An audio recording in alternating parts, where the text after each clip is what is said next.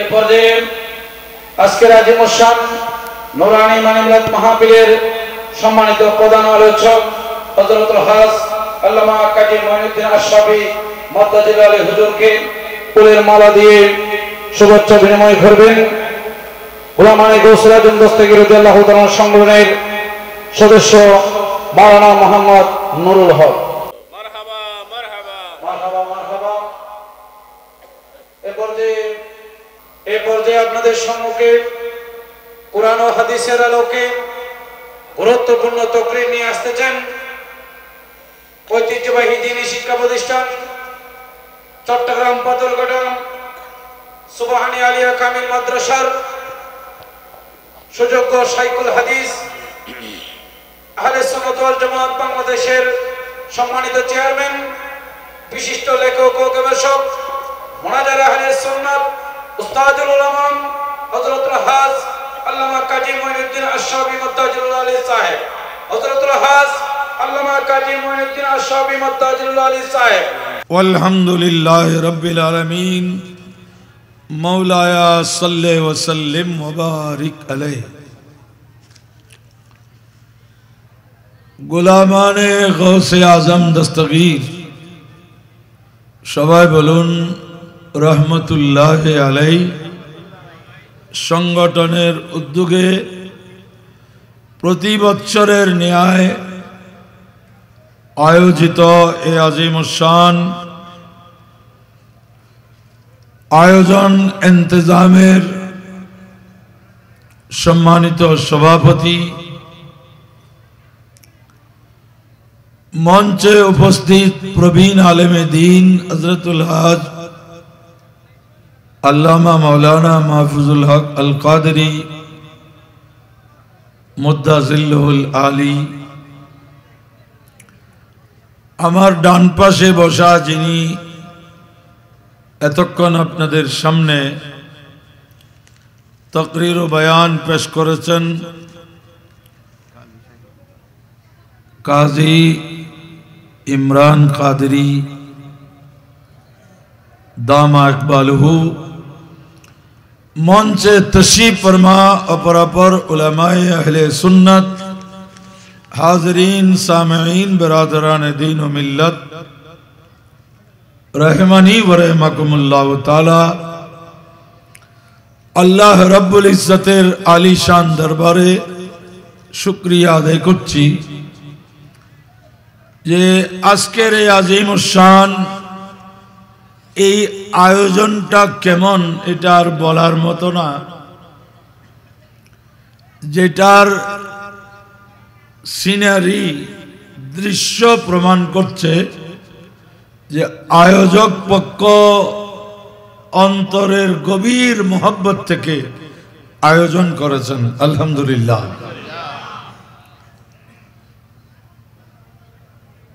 বিশাল ইন্তজাম হলেও পরিচয় গোলামানে গৌসে আজম দস্তগীর। সুবহানাল্লাহ। মানুষের যে কোনো কিছুর বিশালত্ব মানুষকে অহংকারী করে তোলে, কিন্তু আয়োজন বিশাল, আয়োজকগণ নিজেদের পরিচয় দিচ্ছেন যে আমরা গৌসুস সকলাইন কুতবুল কৌনাইন মাহবুবে সুবহানী কুতবে রব্বানী मंबाए फ्यूज यज़दानी मादरे असरारे रहमानी कंदीले अर्श नूरानी गौसुल अर्द व समा सय्यदुना मौलाना औलाना शेख सैयद अब्दुल कादिर जिलानी कुद्दसा सिर्रुहुन नूरानी एর আমরা গোলাম। বড় করে বলুন সুবহানাল্লাহ। আল্লাহর ওলিদের গোলাম হতে পারা, प्यारा नबी सरकारे कौनुमका ताजदारे मुरसला मालिके सल्लल्लाहु अलैहि वसल्लमेर गोलाम होते पारा एकजन मुसलमानेर परिपूर्ण कामयाबी সেখানেই নিহিত। সুবহানাল্লাহ।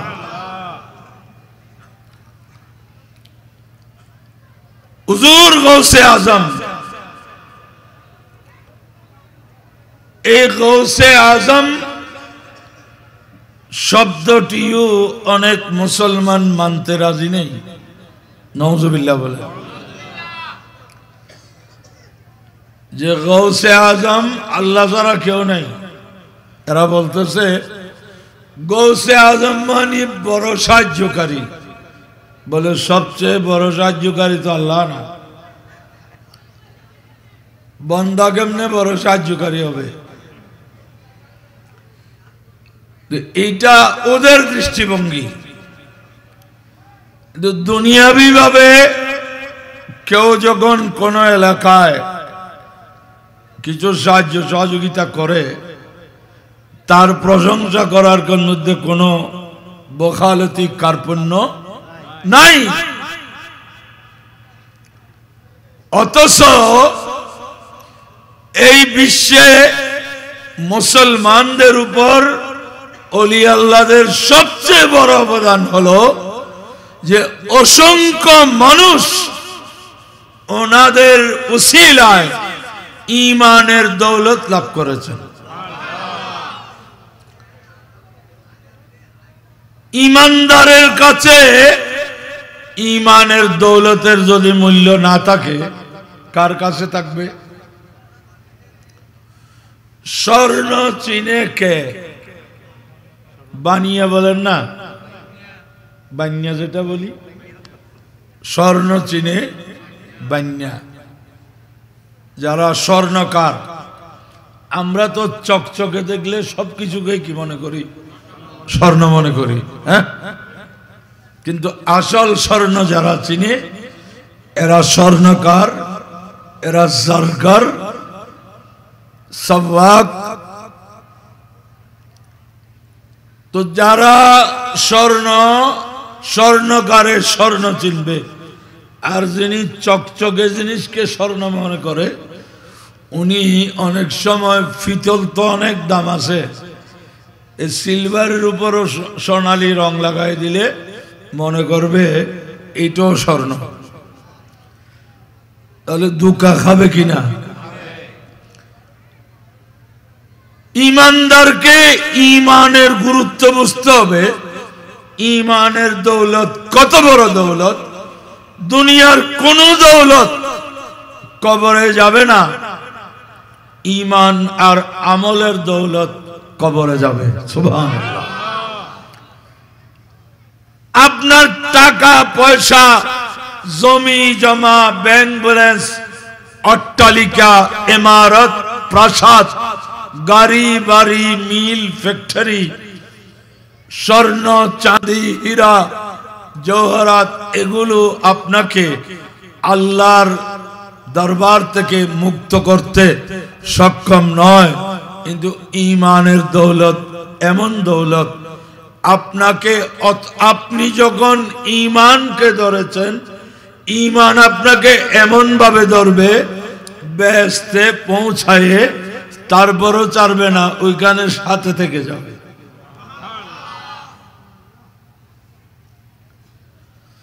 কিয়ামতের ভয়াবহতা আমাকে বর্ণনা করার কথা বলছে।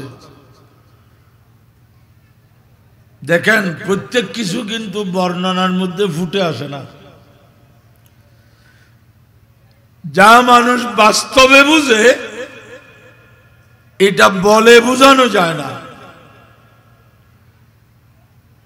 যাকে বলতা কামরায় নেই, বলা ফোকারি, আপনি এই বিষটা ওই ব্যক্তিকে বুঝাবেন কেমন?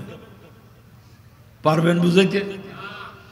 আপনি যেই ভাষায় বুঝেন না কেন, তার কোনো মতে বুঝে আসবে না। যিনি কোনোদিন মিষ্টি খায় নাই, তাকে আপনি মিষ্টি কিভাবে বুঝাবেন? কোন ভাষা দিয়ে বুঝাবেন? এটা মুখে দিলে খুব মজা লাগে, তো আরেকজনের তো টক মুখে দিলেও কি লাগে? মজা লাগে। আরেকজনের কাছে জাল মজা লাগে, আরেকজনের মধ্যে তিতা মজা লাগে।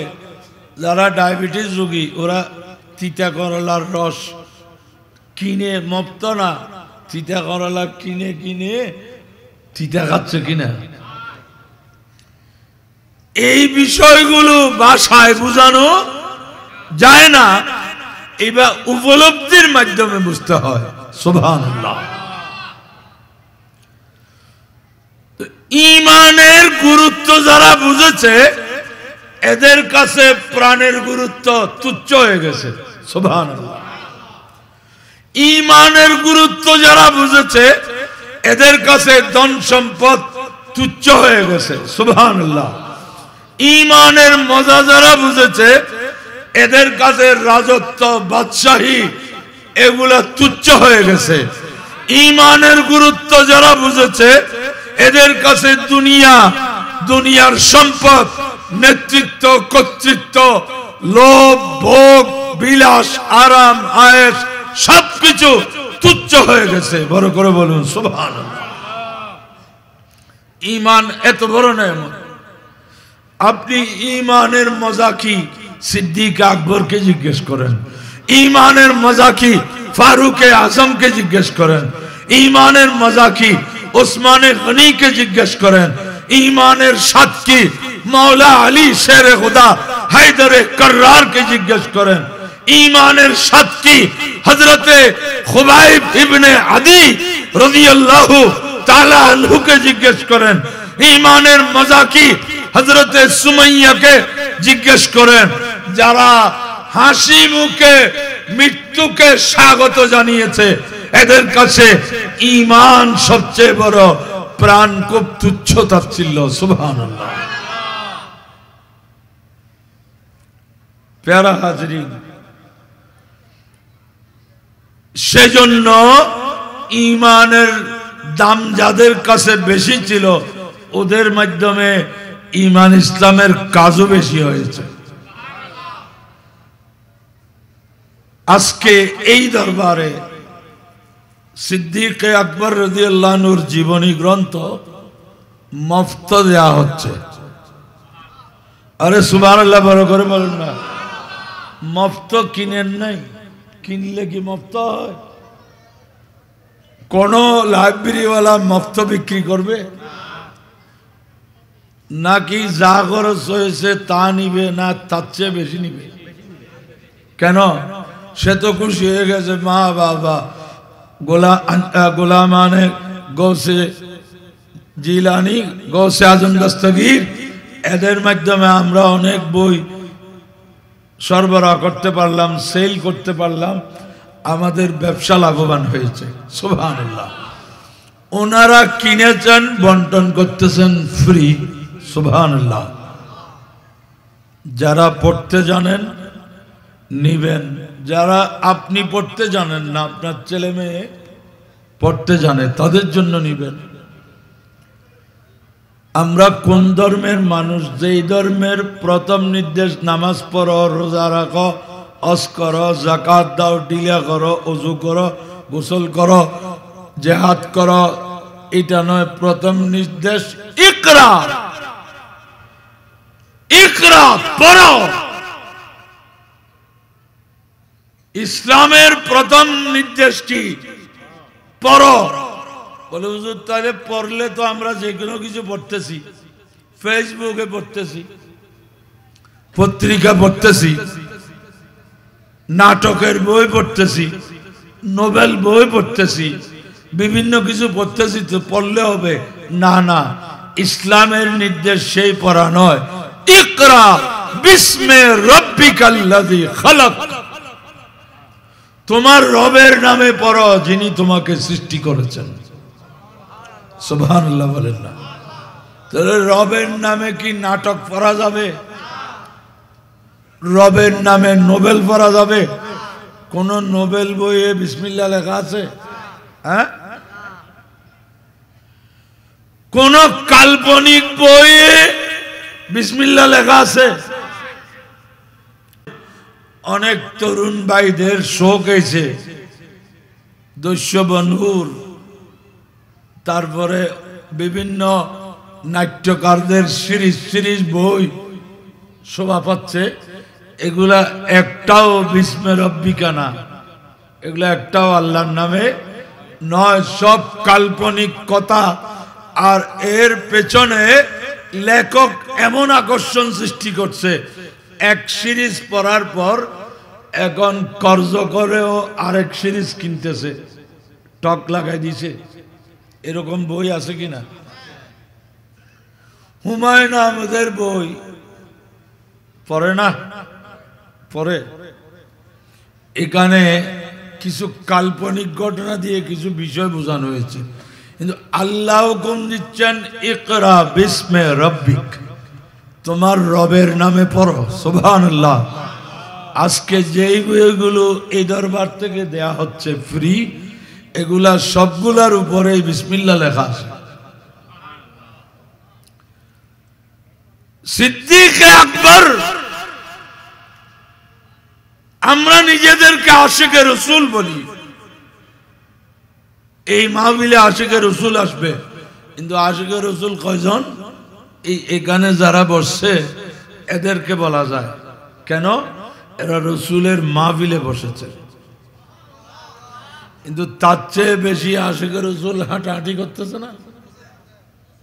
হ্যাঁ, আচ্ছা, আপনি আজান দেওয়ার পর মসজিদে গেলেন, মসজিদের পুকুরের চারিপারে হাঁটলেন, উঠানে হাঁটলেন, পিছনে হাঁটলেন, ডানে বামে হাঁটলেন, পুকুরে গোসল করলেন, কত কিছুক্ষণ রোদ পোয়ালেন, নামাজ হয়েছে? কেন গেলেন? এই বিশাল আয়োজনের মকসুদ হলো আপনাদেরকে মেহমানদারি করবে, সাথে সাথে পেটের খোরাকও আছে, রুহের খোরাকও আছে। আমি ওনাকে বললাম যে আপনি তাবাররুক খাওয়াচ্ছেন, এই তাবাররুকের সাথে অন্তত দুনিয়ার আর কেউ পরিচিত না হলে সুন্নিরা যে তাবাররুক চিনে, এতে কোনো সন্দেহ। কিন্তু আপনি আজকে সবচেয়ে মূল্যবান তাবাররুক যেটা দিচ্ছেন সেটা হচ্ছে 4টি বই। এটা স্থায়ী তাবাররুক। এই তাবাররুক অনেককে জাহান্নাম থেকে জান্নাতে নিয়ে যাবে। এই তাবাররুক অনেককে দুশমনে রসুল থেকে আশিকে রসুল বানায় দেবে। এই তাবাররুক অনেককে ওলি বিরোধী থেকে ওলি ভক্ত বানায় দেবে। ঠিক কিনা? আজকে যেই সময় আমরা এই জগতে আছি, বাংলাদেশের বাইরের কথা আমরা চিন্তা করে লাভ নাই।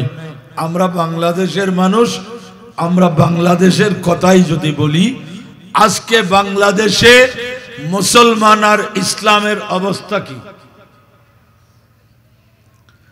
আপনি চট্টগ্রাম ঘুরে সারা দেশকে অনুমান করতে পারবেন না। এটা রজবুল মুরজ্জবের মাস। সুলতানুল হিন্দ, গরিব নওয়াজ, খাজায়ে খাজগা, রাজায়ে হিন্দুস্তান, ওয়ালিয়ে বেকসা, কুতবুল মশায়েখ, আতায়ে রসুল, नायबे मुस्तफा फिल हिंद, सैयदुना खाजा मोइनुद्दीन चिश्ती, सरकारे अजमीर रदियल्लाहु अन्हुर और से भागेर मास।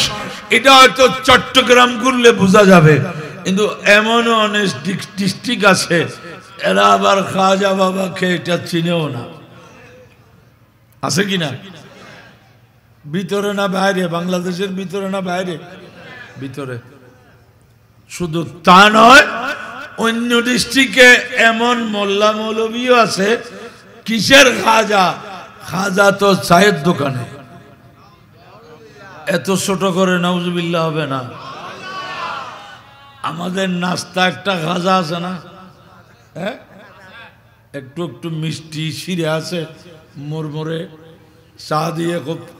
তো খাজাকে বিদ্রুপ করতেছে, ঠাট্টা করতেছে। কিসের খাজা? খাজা তো চায়ের দোকানে। এই বিদ্রুপ কোন হিন্দু করছে না, কোন বৌদ্ধ করছে না, কোন অন্য ধর্মের মানুষ করছে না, মুসলমান নামদারি করছে, সে কত বড় নিমক হারাম সে একবারও চিন্তা করলো না। এই উপমহাদেশ, এই দেশটা বাংলাদেশটা বেশি বৌদ্ধ প্রধান ছিল। কি প্রধান? বৌদ্ধ মানে বুদ্ধিস্ট, যারা মগ বলি আমরা, বুদ্ধিস্ট বলি, বুদ্ধ বলি, বড়ুয়া বলি, সব এক। এটা হিন্দু প্রধান ছিল না, এটা ছিল বৌদ্ধ প্রধান। এই বৌদ্ধ প্রধান থেকে মুসলিম প্রধান কেমনে হলো?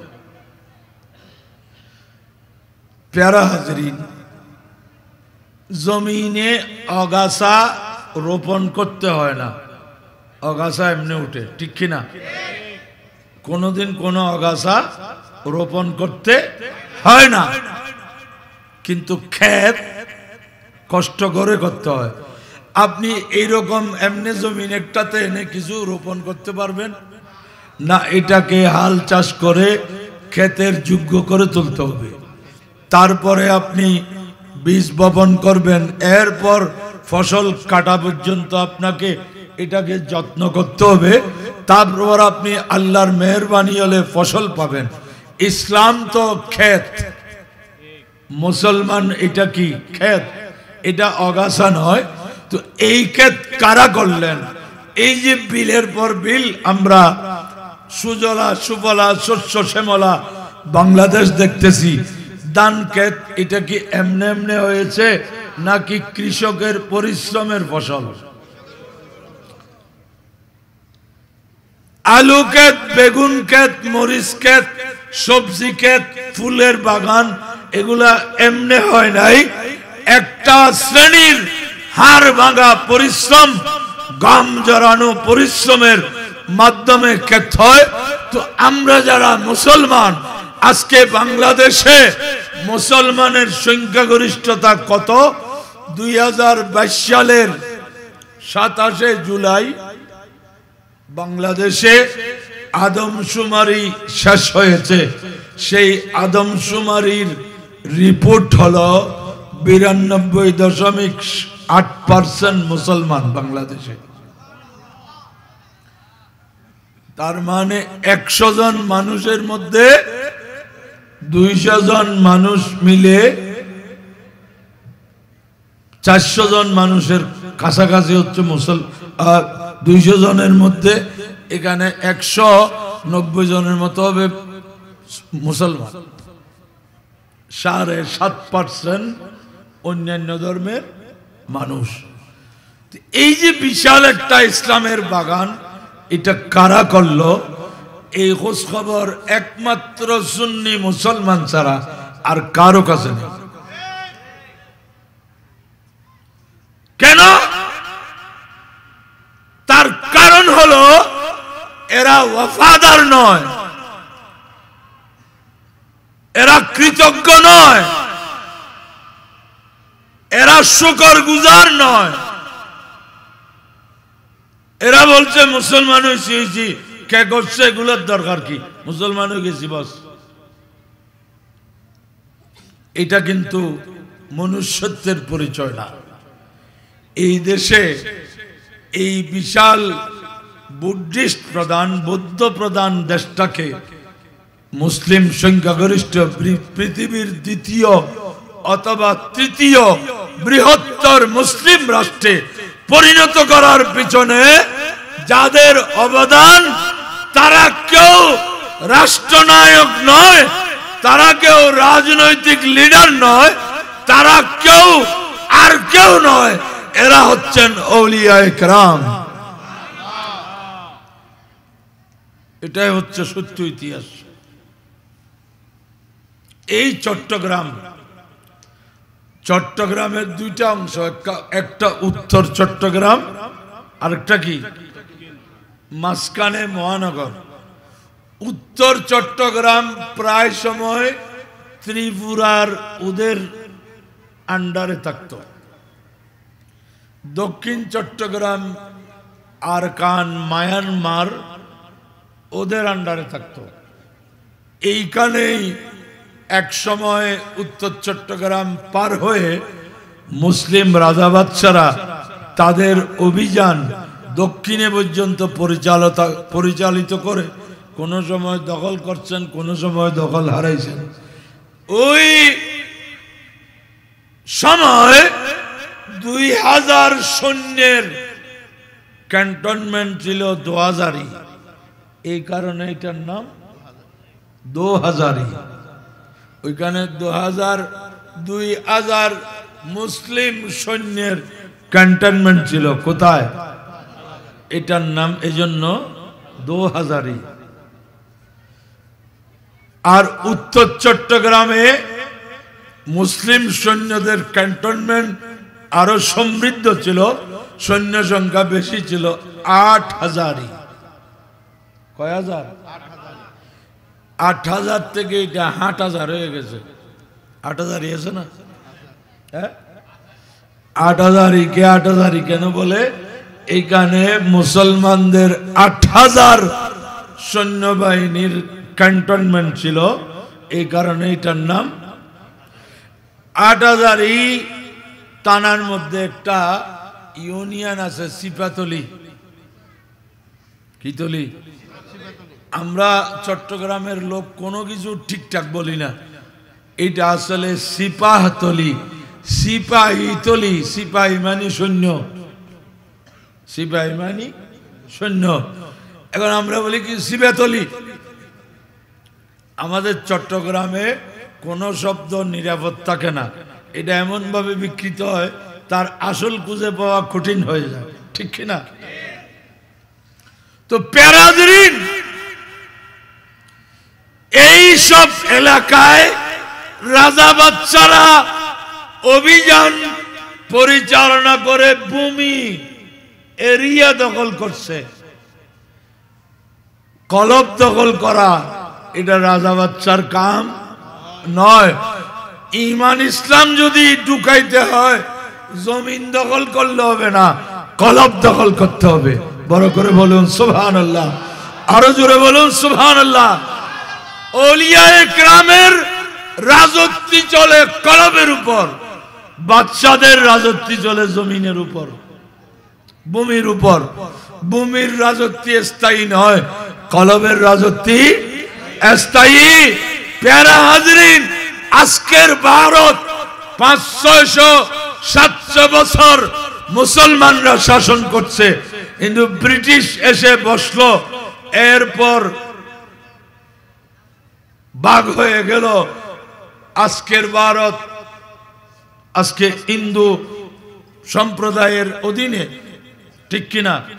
তাহলে এই যে এই বিশাল উপমহাদেশের উপর আজকে পৃথিবীর মুসলমানের যে জনসংখ্যা 200 কোটি এখনো পুরাই নাই, তার অর্ধেকেরও বেশি আফগানিস্তান, পাকিস্তান, ভারত, বাংলাদেশ, নেপাল, ভুটান, মায়ানমার, বার্মা, এই উপমহাদেশের এই বেল্টের মধ্যে মুসলিম জনসংখ্যার অর্ধেকের বেশি এখানে।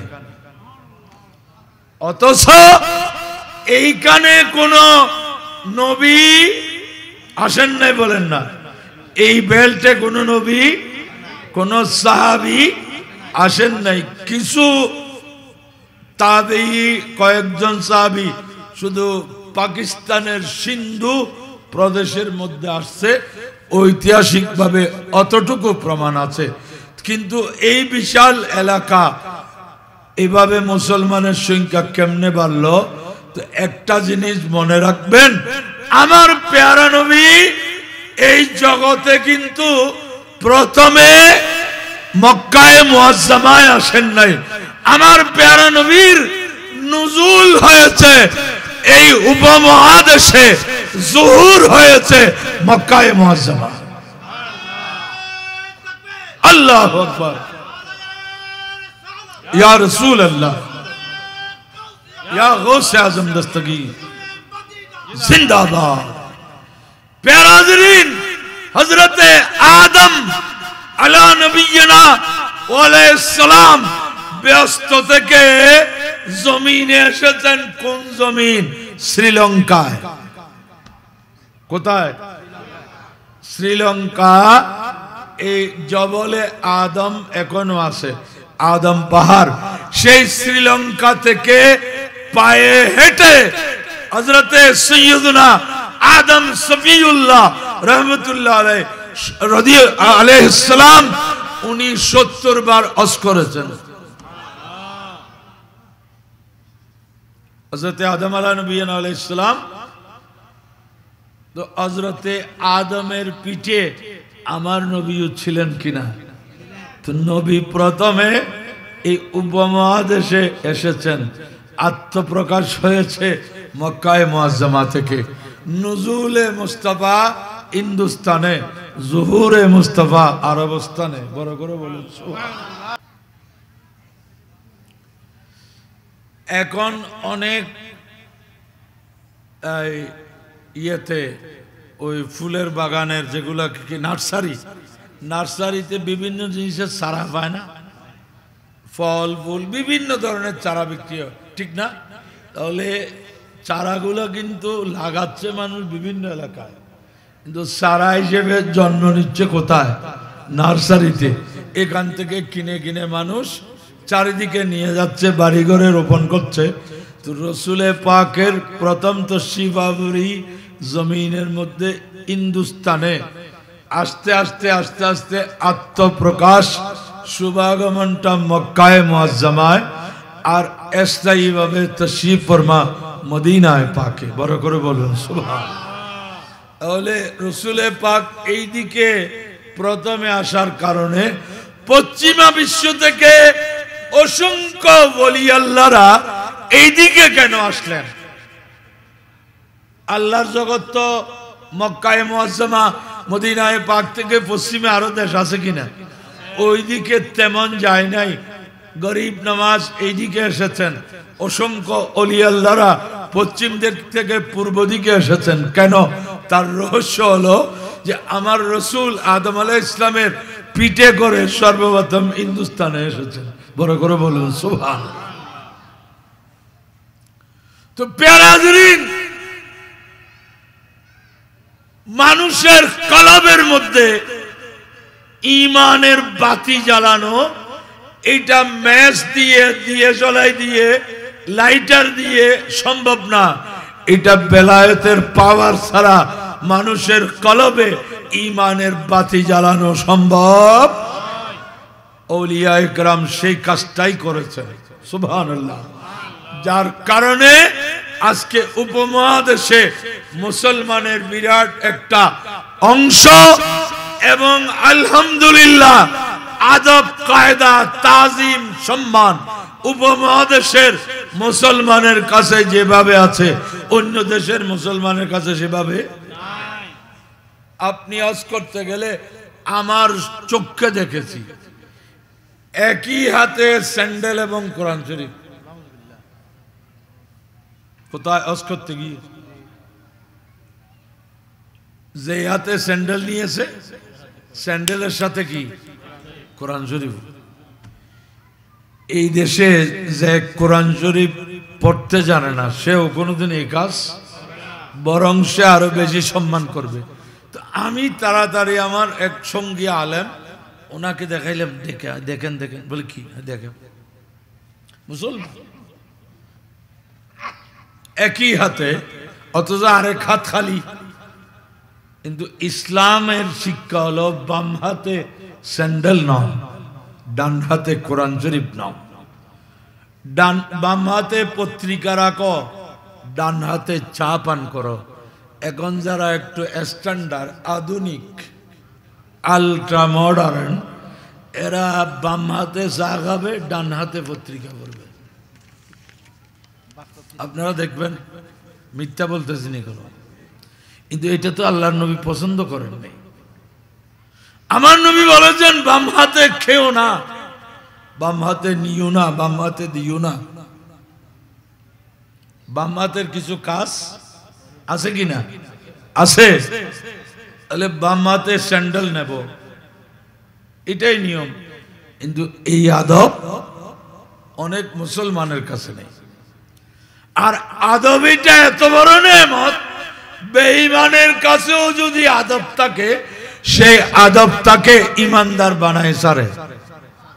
সুবহানাল্লাহ বলেন না। সুন্নি আর বাতিলের মধ্যে সংক্ষেপে পার্থক্য কি যদি বলতে হয়, এই একটা শব্দ বলা যাবে, সুন্নি হচ্ছে আদবওয়ালা, বাতিল হচ্ছে বেয়াদব। সুন্নি হচ্ছে আদবওয়ালা, বাতিল হচ্ছে এই বেয়াদব। আমার সাথে না, আমার সাথে বেয়াদবি করলে কি আসে যায়? আল্লাহর সাথে বেয়াদবি, নবীর সাথে বেয়াদবি, রসুলগণের সাথে বেয়াদবি, সাহাবাদের শানে বেয়াদবি, তাবেঈনের শানে বেয়াদবি, তবে তাবেঈনের শানে বেয়াদবি, ইমামদের শানে বেয়াদবি, তরিকতের ইমামদের শানে বেয়াদবি, বেয়াদবি বেয়াদবি বেয়াদবি। হক বাতিলের বড় মাপকাঠি হলো হক আদবওয়ালা, না হক বাতিল বেয়াদব। বাতিল বেয়াদব। কোরআনে পাকের ঘটনা, হযরতে সাইয়্যিদুনা মূসা কালিমুল্লাহ আলা নবিয়িনা আলাইহিস সালামের ঘটনা। ফেরাউনিরা মনে করছে মূসা আলাইহিস সালাম একটা বড় জাদুকর, বড়, অতএব অনেক সংখ্যক জাদুকরকে একত্রিত করলো মূসা আলাইহিস সালামকে পরাজিত করার জন্য। অনেকগুলো জাদুকর, কোন রওয়ায়েতে 700, এভাবে বিভিন্ন রওয়ায়েত আছে। কারণ ফেরাউনের কাছে টাকা আছে, বলছে দেশের সেরা সেরা জাদুকর গুলোকে নিয়ে আসো। মূসা আলাইহিস সালাম তো একজন, কয়জন? এই বোকা বুঝলো না যে এখানেই পরাজয়। একজনের মোকাবেলায় যদি 700 জন আনে তো মানুষ কি বলবে? এই একজন নিশ্চয় 700 জনের পাল্লার থেকে ওনার পাল্লা বাড়ি। তাহলে ফেরাউনের আয়োজনেই মূসা আলাইহিস সালামকে আরো উঁচুতে নিয়ে গেল। সুবহানাল্লাহ।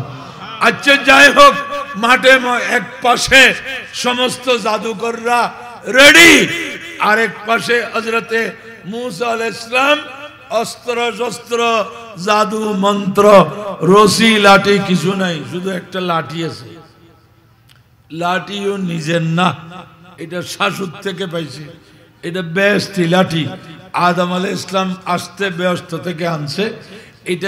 এটা আদবদল হতে হতে হযরতে শুআয়ব আলাইহিস সালাম থেকে হযরতে মূসা আলাইহিস সালাম শাশুর থেকে উত্তরাধিকারে পেলেন লাঠি। লাঠি নিয়ে দাঁড়ালেন। ওই জাদুঘরগুলো এসেছে সাইয়্যিদনা মূসা কালিমুল্লাহর বিপক্ষে, বিরুদ্ধে যখন, এখানে তো তারা জাটফাট শুরু করতে পারত, কিন্তু জাদুঘরগুলোর ভাগ্য ভালো, নসিব ভালো ছিল। সুবহানাল্লাহ। এরা একটু আদব দেখালো। কাকে? বলল আপনি শুরু করবেন না আমরা শুরু করব। বিপক্ষ যখন এত কার্টেসির দরকার কি, এটা ওদের নসিব, এদের ভাগ্য ভালো। মূসা আলাইহিস সালামের কাছে ওরা অনুমতি চাইলো, আপনি শুরু করবেন আগে না আমরা শুরু করব। তো মূসা আলাইহিস সালাম দেখলেন এরা যদিও আমার বিপক্ষে আসছে কিন্তু বেয়াদব না। সুবহানাল্লাহ বলেন না। যদিও আমার বিপক্ষে আসছে কিন্তু কি না, বেয়াদব না। মূসা আলাইহিস সালামের মনের মধ্যে তাদের প্রতি একটু ভালো ধারণা, তাদেরকে কোথায় নিচ্ছে দেখেন। হযরতে মূসা কালিমুল্লাহ আলা নবিয়িনা ওয়া আলাইহিস সালাম বললেন, না না, তোমরা শুরু করো, জাদুগিরি শুরু করো। এদের হাতিয়ার কি? কোরআন শরীফে আছে, আমি হাফেজ সাহেব নজে বলতে পারতেছি না, যে কিছু লাঠি আর কিছু রশি। আমাদের দেশে যাযাবর বেরাজ্য বলে দে, ফোক ফেলায়, যোগ ফেলায়, সিঙ্গা বসায়, এগুলো এখন মনে হয় আছে না? আচ্ছা, এদের হাতিয়ার কি? আরেকটা এতটুকু, এটা কানে দিলে ফোক বাইরে, নাকে দিলে আর কিছু বাইরে, এগুলো সব হচ্ছে দুঃখা। এগুলো এইরকম যাযাবর দিয়ে ফোকা যদি সরে যেত, মেডিকেল সায়েন্স তো এমনি বন্ধ হয়ে যেত। আর রাস্তায় হেঁটে যদি রুগী বার করে ফেলতে পারে। ওদেরও ছিল কিছু লাঠি কিছু রশি। যখন বলছে ওরা সবাই মিলে একসাথে সবার লাঠি রশি মাঠে ছেড়ে দিয়েছে, এগুলো বিরাট বিরাট অজগর সাপ হয়ে একসাথে দৌড় দিচ্ছে মুসা আলাইহিস সালামের দিকে। এতগুলো অজগর সাপ মানে বুঝেন তো, বিরাট গরু মহিষ। আপনারা এখন তো চ্যানেলের মধ্যে দেখায় এনিম্যাল প্ল্যান্ট যেটা আছে, বিরাট গরু পুরা মাথা দিয়ে শুরু করে পা পর্যন্ত ফ্যাটের ভিতর ঢুকাই ফেলল, নাই হজম হয়ে যাচ্ছে। এইরকম এর চেয়ে বড় তো মুসা আলাইহিস সালামকে আল্লাহ বললেন, আপনি ভয় করবেন না, আপনার লাঠিটা ছেড়ে দেন। উনার লাঠি যখন ছেড়ে দিয়েছেন, ফাইজান হিয়া হাইয়াতুন তাসা, এটা বিরাট সাপ হয়ে দৌড় দিল, হা করলো, আর ওদের সব সাপ টাপ সব ওইটার ফেটের ভিতর ঢুকে গেল। আল্লাহ বলেন আপনি আবার ধরেন, এটা ভয়ের কিছু নাই। উনি ধরছে মাত্র আমার লাঠি। এবার মুসা আলাইহিস সালাম এটার উপর বাদ দিয়ে দাঁড়াইছে। এরা বলে সর্বনাশ, আমাদের তো সব চলে গেছে, এখন আর দেখানোর কিছু নাই। আবার যদি লাঠি ছাড়ে বলে আমরাও লাঠির ভিতর, আমরাও। এরা দেরি করে নাই। আল্লাহর কোরআন বলছে ফাউলকিয়াস সাহারাতু সাজিদিন, সমস্ত জাদুকররা সজিদায় পড়ে গেল, আত্মসমর্পণ করলো। আর কি বলল? আমান্না বিরাব্বিল আলামিন, আমরা রব্বুল আলামিনের উপর ঈমান আনলাম। আবার চিন্তা করতেছে রব্বুল আলামিন কোনটা না কোনটা। এখানে তো রব্বুল আলামিন অনেক বাইরেছে, কারণ ফেরাউন বলছে আনা রব্বুকুমুল আলা, আমি তোমাদের সবচেয়ে বড় রব। আবার আসমানে কি রব? এই জন্য ফেরাউনরা এরা সহি পথে হাঁটতেছে। বলল আবার রব্বুল আলামিন কোনটা কোন দিকে নিয়ে যায়, অন্য কোন রব চাই না, রব্বে মুসা ওয়া হারুন। আমরা ওই রবকে মানলাম যে রবকে হযরতে মুসা কলিমুল্লাহ মানেন, হযরতে হারুন আলাইহিস সালাম মানেন। তাহলে আল্লাহ মানা তো মানা, সবাই আল্লাহ বলে। এখন অন্যরাও অন্য কিছু বলে না, সবাই কি বলে? আমার বাসায় একটা নলকূপ, গভীর নলকূপ কাটছে, মিস্ত্রির নাম মধুবউ, মিস্ত্রির নাম। উনি দুই একদিন পরে আমাকে টেলিফোন করেন, হুজুর আসসালামু আলাইকুম। আমি বললাম জি, কেমন আছেন? হুজুর পানি কেমন? আমি পানি তো এখন ভালো দেখছি, আলহামদুলিল্লাহ। কি বলল? টেলিফোনের ওই পাশ থেকে আওয়াজ আসতেছে আলহামদুলিল্লাহ, বলতেছে কে? মধুবউ। তাহলে আল্লাহ শব্দ সবাই বলে, আল্লাহ চিনা ওইটাই গ্রহণযোগ্য যেটা পেয়ারা নবীর দামানের মাধ্যমে হবে। না চোটে হাত সে দামন তোমারা ইয়া রাসূলুল্লাহ, না চোটে হাত সে দামন তোমারা ইয়া রাসূলুল্লাহ, हमेशा ये रहेगा यम सहारा सलातुन या अलैकुम।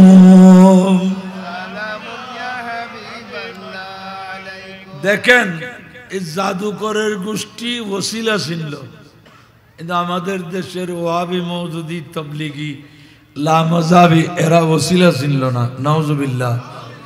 অথচ দুনিয়ায়ও আসছে ওসিলায়, চলতেছে ওসিলায়, খাচ্ছে ওসিলায়, ঘুমাচ্ছে ওসিলায়, সারা জীবন ওসিলা, আর মানে না। এরা কি? আল্লাহ দিনের বেলায় আলো দিচ্ছেন, মাধ্যমকে সূর্য বলেন না, দিনের বেলায় আলো দিচ্ছেন মাধ্যম, রাতের বেলায় আলো দিচ্ছেন মাধ্যম, ফল দিচ্ছেন মাধ্যম গাছ। ওসিলা যারা উপর থেকে কাঁঠাল আম এগুলা আসমান থেকে ফেলানোর ক্ষমতা আল্লাহর আছে কি নাই? কিন্তু এরকম হলে তো আমরা আর গাছ রোপণ করতাম না। কিন্তু আল্লাহ বলে না, এত সহজে খাওয়াইলে ঠিক হবে না। কিছু কিছু গোষ্ঠীকে আসমান থেকে খাওয়াইছিল, এরা আসমানি খানা খাইতে খাইতে বলে না না, আমাদের পেঁয়াজ রসুন মজুরের ডাল এগুলা দেন। সূরা বাকারার মধ্যে আছে।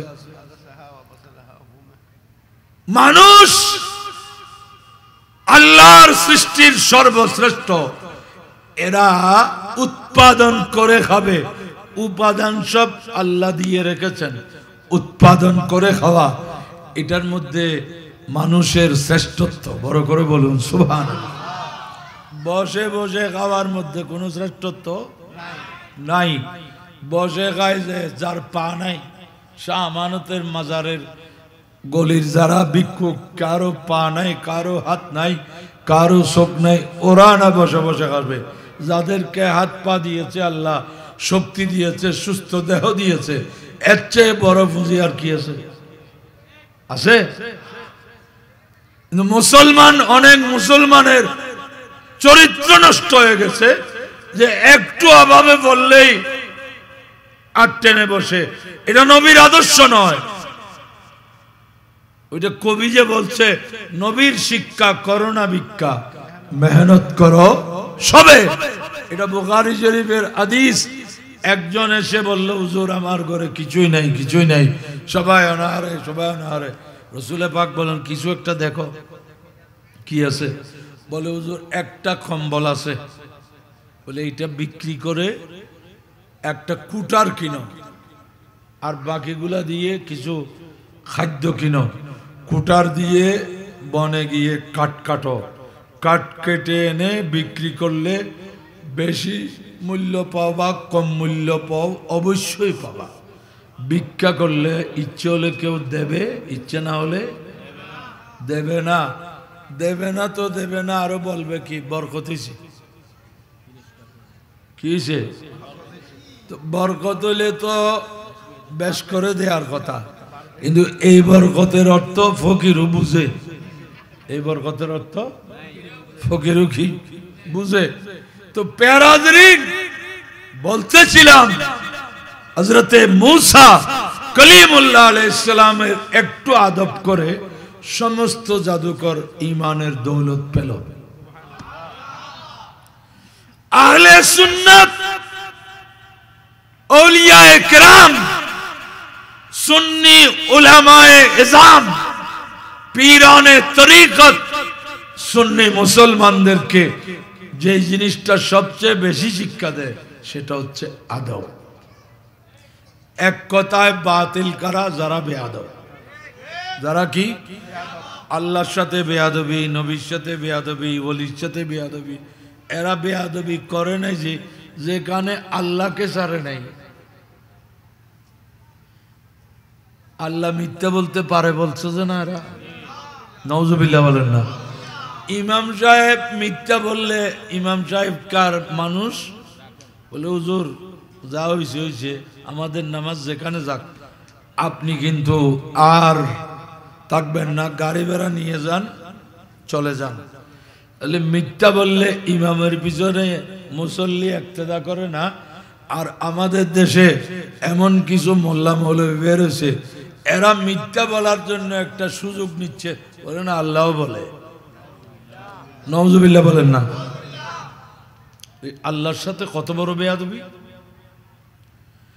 রাসূল পাকের মহান মর্যাদার উপর কত বড় আঘাত!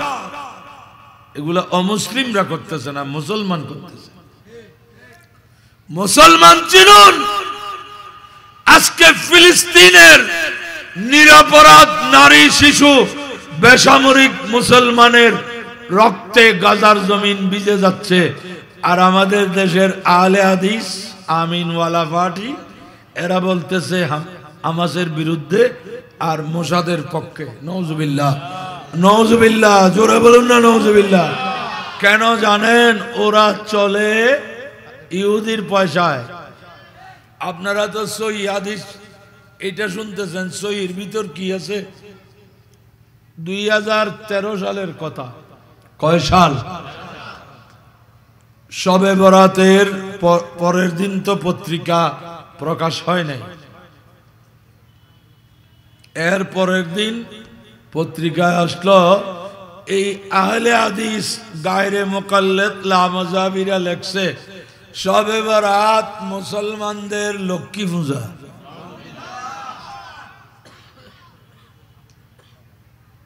আমার কাছে পত্রিকা সংরক্ষিত আছে, দৈনিক ইনকিলাব। শবে বরাত মুসলমানের লক্ষ্মী পূজা বলতেছে কে? আহলে হাদিসের মোল্লা মৌলবীরা। এরপরে ইনকিলাবে এর প্রতি উত্তরে কয়েকদিন লিখেছে এবং সেখানে লিখছে যারা আজকে শবে বরাতকে লক্ষ্মী পূজা বলছে তাদের চাল চলন গাড়ি বাড়ি সব ইহুদিদের টাকায়, ইসরায়েলের টাকায় হয়। জোরে সোরে বলুন নাউজুবিল্লাহ। মুসলমানকে আমরা কিভাবে বুঝাবো? বলতেছে এরা সহিহ হাদিসের কথা বলতে, ইহুদির কথা বললে কোন মুসলমান তাদের কথা শুনবে? এরা এটাকে একটা আড়াল বানাইছেন হাদিসকে, হাদিসের দোয়াই দিয়ে ইমানটা পর্যন্ত নিয়ে যাচ্ছে। জোরে বলুন নাউজুবিল্লাহ। এই দলের নাম আহলে হাদিস, এই দলের নাম। আরেক দল আওলাদে রাসূলের মহব্বতের কথা বলে বলে তৈরি করতেছে আবু বকর সিদ্দিককে গালি দেওয়ার জন্য। নাউজুবিল্লাহ বলেন না। মাওলা আলীর মহব্বতটা প্রকাশ করতেছে, খাতুনে জান্নাতের মহব্বতের কথা বলতেছে, ইমামে হাসানে মুস্তাফা রাদিয়াল্লাহু আনহুর কথা বলছে, ইমামে হুসাইন শহীদে কারবালা ওনাদের কথা বলছে, আর প্রস্তুত করতেছে আস্তে আস্তে সাহাবাদের বিরুদ্ধে। নাউজুবিল্লাহ। সেই জন্য এই গৌসে আজমের গোলামানে গৌসে আজম দস্তগীরের এই দরবারের পক্ষ থেকে সিদ্দিকে আকবরের জীবনী দিচ্ছে। আমি মনে করি এটা সময়ের সবচেয়ে উত্তম কাজ। সৈয়দনা ফারুকে আজম রাদিয়াল্লাহু আনহুর জীবনী বন্টন করতেছে, আপনারা নিয়ে যাবেন, পড়বেন। একটা ভালো জিনিস না দেখালে খারাপ জিনিস দেয়া যায় না। আমাদের অনেক ওষুধ বিক্রি করার সময় আগে হারমোনিয়াম বাজাইতে হয়, ঠিক না? ডোলতবল বাজাইতে হয়। অনেক ওষুধ কোন ফার্মেসিতে? কোন ফার্মেসিতে না, হাটবারে। কখন? হাটবারে। আমরা সুবহানিয়া মাদ্রাসায় পড়ার সময় দক্ষিণ পাশের হোস্টেলের দেয়ালের বাইরে কিছু ঝুপড়ি টাইপের করছিল, ওরা বিনি চাউল আছে না, বিনি চাউল, এগুলো খুব আঠা ধরনের, তো এগুলা 1 কেজিকে মেকিং করে পিষে রং টং দিয়ে বড়ি বানাইতো। 1 কেজিতে কমপক্ষে 1000-1200 বড়ি তো হবে। তো শুকানোর পর এগুলা এত শক্ত, কারণ বিনি চাউল তো খুব আঠা থাকে। তারপর এগুলা নিয়ে, আর মনেই তো বলছি, এগুলা নিয়ে লালদিঘির পারে সন্ধ্যায় গিয়ে এই সর্দি থেকে ক্যান্সার পর্যন্ত সব রোগের ওষুধ একটা। ডোল টোল বাজানোর পর উদ্দেশ্য কি গান শোনানো না ওষুধ বিক্রি করা? হ্যাঁ, ওষুধ বিক্রি। মাত্র 1 টাকা। যেই সময়ের কথা বলতেছি ওই সময় বিনি চাউল বড়জোর 1 কেজি 15 টাকার চেয়ে বেশি। এটা তো অনেক, আমার ছাত্র জীবনের কথা। এগুলো আমরা ওই হোস্টেল থেকে ফাঁক দিয়ে দেখতাম। তারপর বুঝলাম যে এগুলা কোন ফার্মেসির কোন ল্যাবরেটরির ওষুধ। আজারি লাইনে এক লাইনে সব ফার্মেসি, কোথাও ডোল বাজাচ্ছে, হারমোনিয়াম। কিন্তু আমরা বাঙালিরা এত হুজুকে বাঙালি, বলে 1 টাকা না নিয়ে দেখি না কি হয়, বেশি তো না। সেও তো বেশি নিলে বিক্রি করতে পারবে না, যে জানে। তাহলে কুম ক্যাপিটালেরও 15 টাকা ইনকাম, কমপক্ষে 1000 টাকা। ডোল যিনি বাজায় তাকে দিতে হবে, হারমোনিয়াম যারা বাজায় তাদেরকে দিতে হবে, ঝনঝনি যারা বাজায় তাদেরকে দিতে হবে। তাহলে এইগুলা গান বাজনাটা শুধু মকসদ নয়, গান বাজনাটা হলো বুঝানো, ওই বিরানোর জন্য। এইরকম আমরা এত বাঙালি, এত উজুকে বাঙালি। একজনে নাকি মশার তাবিজ বিক্রি করতেছে, মশার তাবিজ মাত্র 1 টাকা।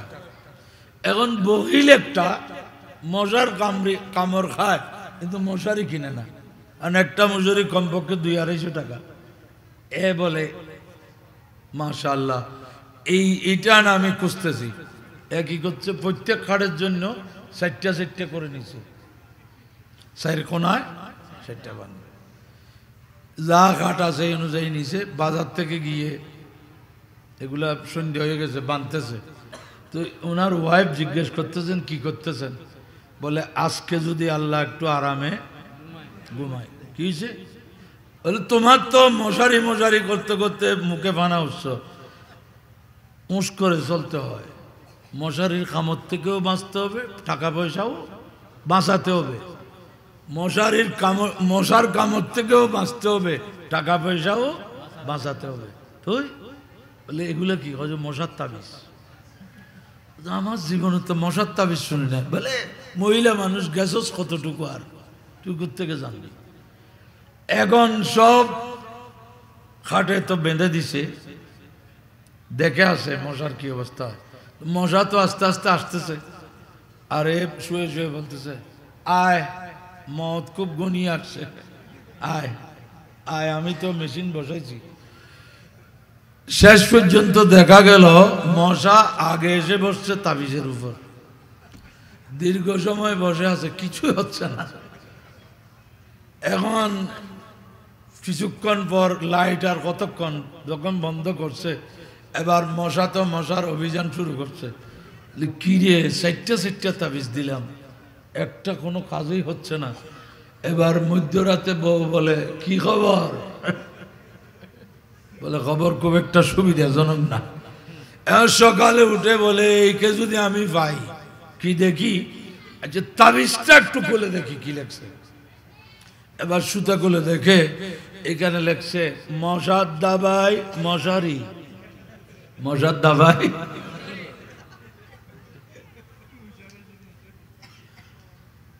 বলে এই কথাটার জন্য না এই টাকা, এগুলো তো বরবাদ।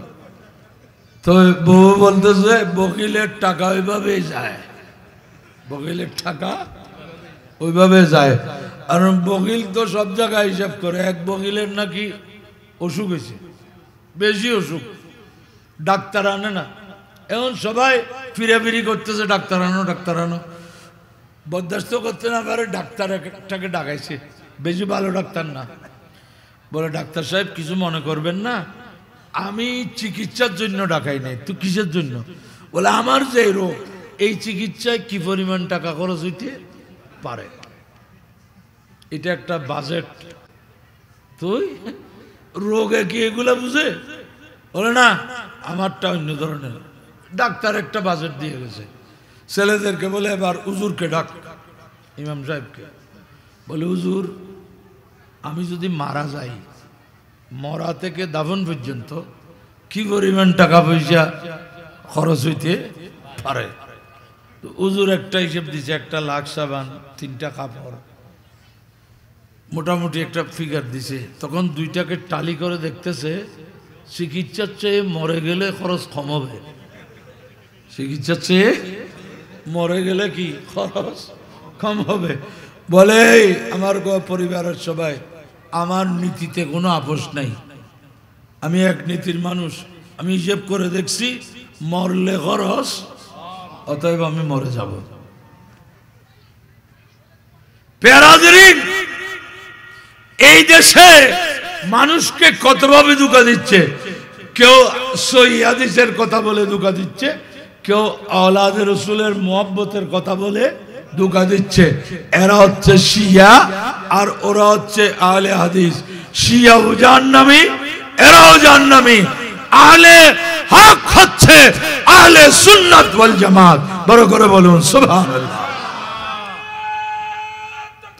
আল্লাহু আকবার,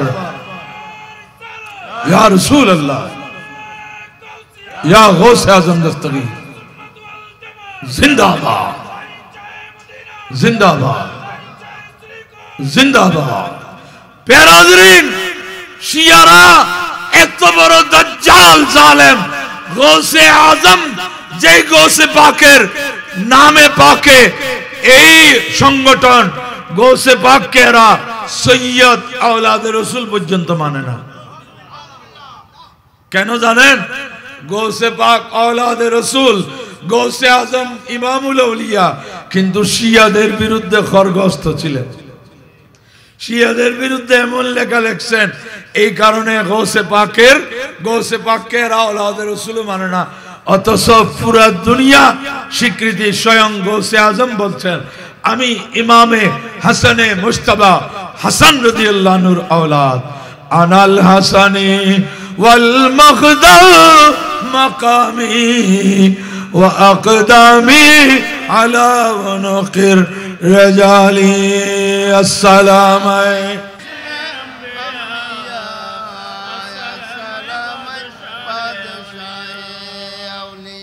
তো মোহতারাম হাজরিন, আমি বলতেছিলাম এই যুগে এখন ওয়াহাবি, মওদুদি, তবলিগি এই রোগগুলো পুরানো হয়ে গেছে।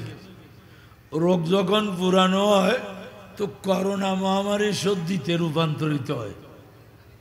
এখন করোনা হচ্ছে, মানুষ আর মারা যাচ্ছে না, করোনা এমনি আছে। আর পুরানো গেলে এগুলা সহনীয় পর্যায়ে এসে যায়, এগুলার মানুষ বুঝে। ওয়াহাবি, মওদুদি, তবলিগি এগুলো এখন মানুষ চিনে ফেলছে। এই সময়ে সবচেয়ে মহামারী রোগ ইমানদারের জন্য দুইটা, একটা শিয়া আর একটা আহলে হাদিস। একটা শিয়া আর একটা কি? এই জন্য এখানে সর্বপ্রথম বড় গুরুত্ব হযরত আবু বকর সিদ্দিক রাদিয়াল্লাহু আনহুর 100 বাস্তব কাহিনী। এই বইটি পড়লে সিদ্দিকে আকবরকে চিনবে।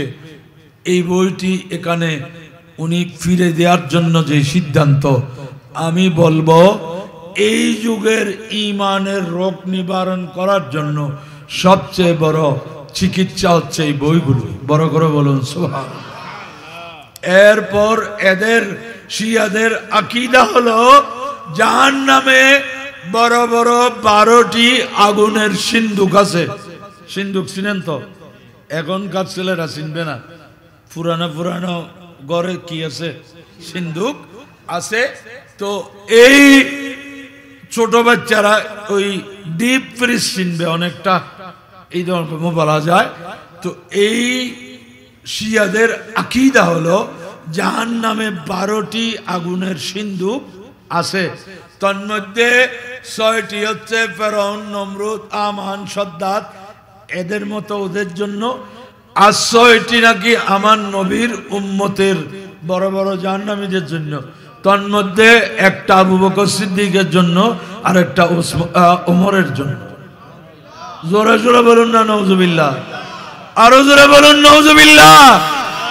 এই জন্য আমার নবী যখন জান্নাতীদের লিস্টি বলছেন, প্রথমে বলছেন আবু বকর ফিল জান্নাহ, ওমরু ফিল জান্নাহ, ওসমানু ফিল জান্নাহ, আলীউন ফিল জান্নাহ, আবু উবাইদা ফিল জান্নাহ, সাদ ইবনে আবি ওয়াক্কাস ফিল জান্নাহ।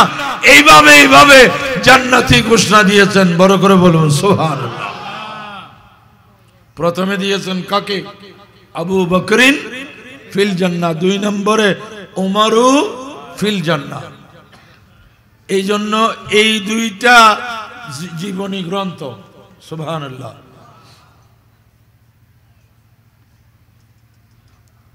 তাহলে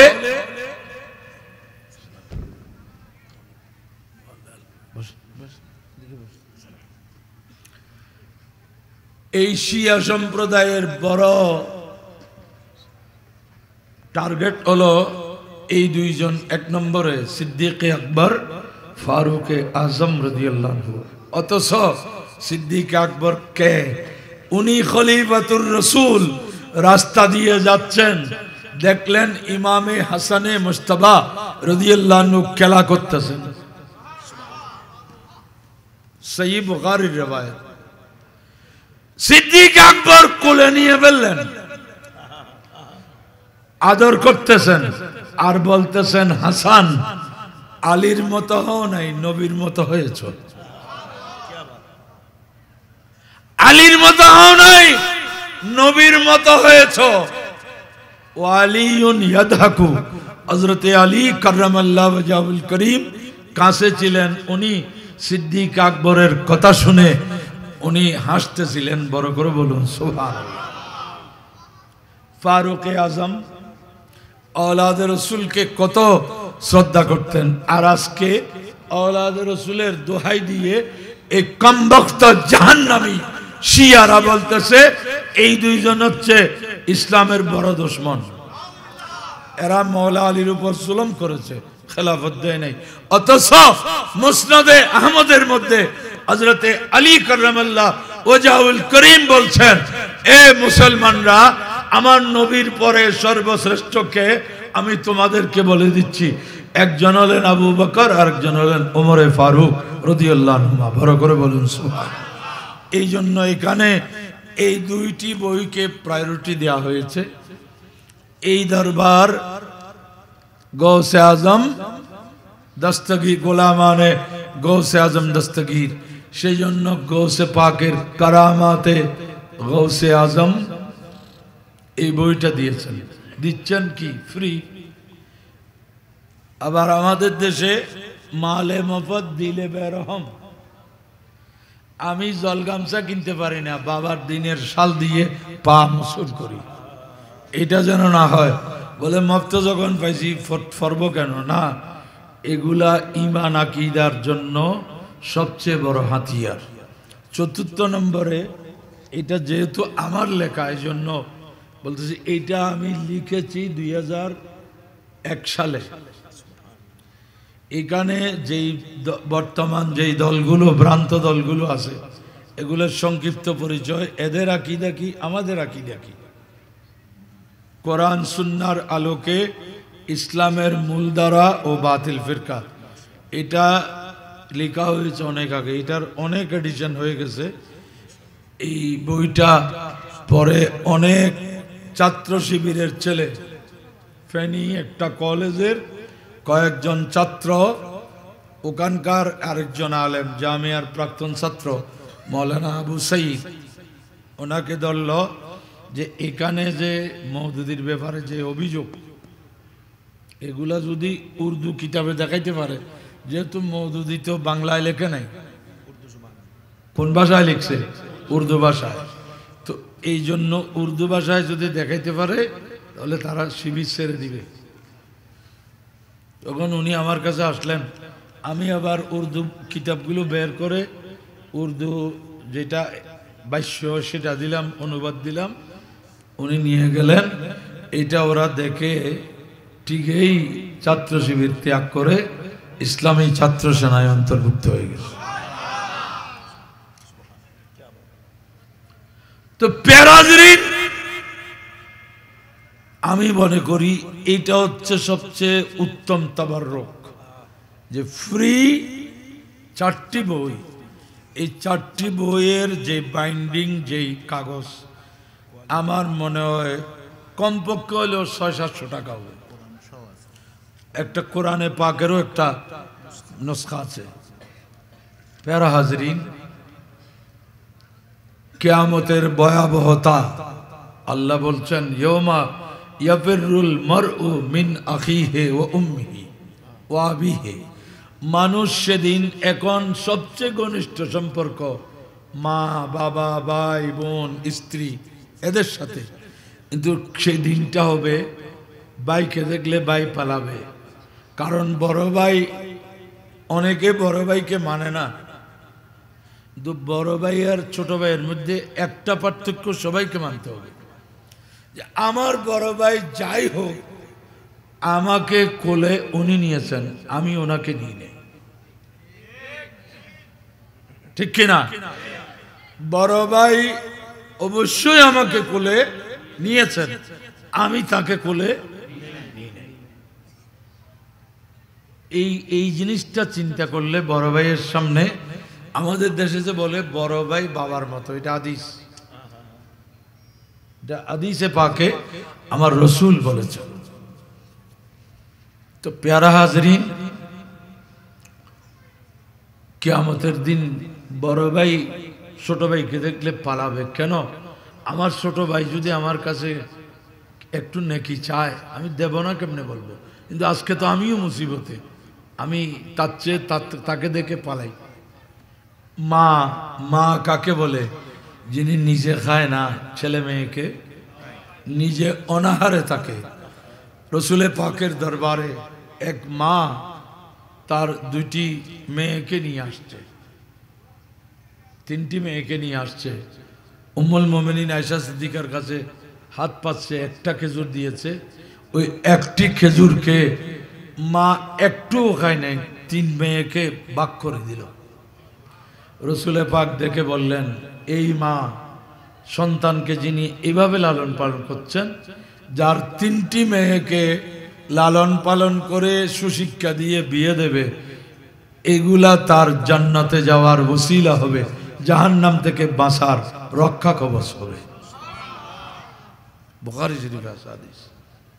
প্যারা হাজরিন, মা ছেলেকে দেখলে পালাবে, ছেলে মাকে দেখলে পালাবে, বাবাকে দেখলে পালাবে, বন্ধু বন্ধুকে দেখলে পালাবে। স্বামী স্ত্রীর অগাধ ভালোবাসার সম্পর্ক, সেদিন কিন্তু স্বামীকে দেখলে স্ত্রী পালাবে, স্ত্রীকে দেখলে। সেই কঠিন দিনে যিনি কাজে আসবেন, তিনি আমার আপনার আকা শফিউল মুজনিবিন রহমতুল্লিল আলামিন মুহাম্মদে আরবি সাল্লাল্লাহু আলাইহি ওয়াসাল্লাম। যত সময় পান তত বেশি দুরূদ শরীফ পড়বেন। এই দুরূদ শরীফ আমাদেরকে কিয়ামতের ময়দানে পেয়ারা নবীর কাছে রেখে দেবেন। সুবহানাল্লাহ। সুন্নি আকীদার উপর থাকবেন। পীর ধরার সময় পীর সাহেবের আকীদা, আমল, আখলাক, চরিত্র এগুলা আছে কিনা দেখবেন। স্রোতের কারণে পীর ধরবেন না। আল্লাহ ওসিলা তালাশ করতে বলছে। তালাশ করতে হয় কোন জিনিস যেটা সহজে পাওয়া যায় না। এখন তো এই জামানায় পীরের খুব হুড়াহুড়ি, খেলাফত খুব সস্তা। সিম বেচে না রাস্তায় রাস্তায় টেবিল নিয়ে নিয়ে। এখন ওই বলে সিমের কোনো দাম লাগবে না, শুধু 20 টাকা রিচার্জ করলেই একটা সিম পাওয়া যাবে। তার চেয়েও তার চেয়েও সস্তা হয়ে গেছে খেলাফত। এজেন্ট কায়েম করা, কোনো যোগ্যতার মাপকাঠি নাই। এই জামানায় বড় সতর্কতার সাথে পীর মশায়েকের আশ্রয় নেবেন। এই কথাগুলো কারো কাছে খারাপ লাগতে পারে। ওষুধ অ্যাবলোকোলোর কোনাইন একটা ছিল ম্যালেরিয়ার, মজা যে কি মজা, কিনতে হয়। আর তিতা যে কি তিতা, এই তিতা জিনিসও কিনে খেতে হয় কি জন্য? আরোগ্য লাভ করার জন্য, সুস্থ হওয়ার জন্য। এই কথাগুলো অনেকের খারাপ লাগতে পারে। কার খারাপ লাগবে ভালো লাগবে এইটা আমার দায়িত্ব নয়। আমি যেটা ভালো মনে করছি সেটা বলতেছি। সুন্নি আকীদার উপর 1 নম্বরে থাকবেন। পীর সাহেব যা বলে তা মানবেন না, দেখবেন এটা অন্যান্য আগের বড় পীরদের সাথে মিলতেছে কিনা। গৌসে পাক, গরিব নওয়াজ, ওদের জীবনী আমাদের সামনে আছে। পীরানে পীর মুড়ি দেওয়ার আগে ওদের জীবনী পড়বেন, তারপর পীর সাহেব যিনি যাচ্ছেন। হ্যাঁ, আপনি এই যুগে গৌসে পাকের মতো পাবেন না, কিন্তু কাছাকাছি হলেও তো হইতে হবে, ওনার পথের প্রতীক হইলেও হতে হবে। এটা দেখতে হবে, এটা দেখবেন। 5 ওয়াক্ত নামাজ পড়বেন।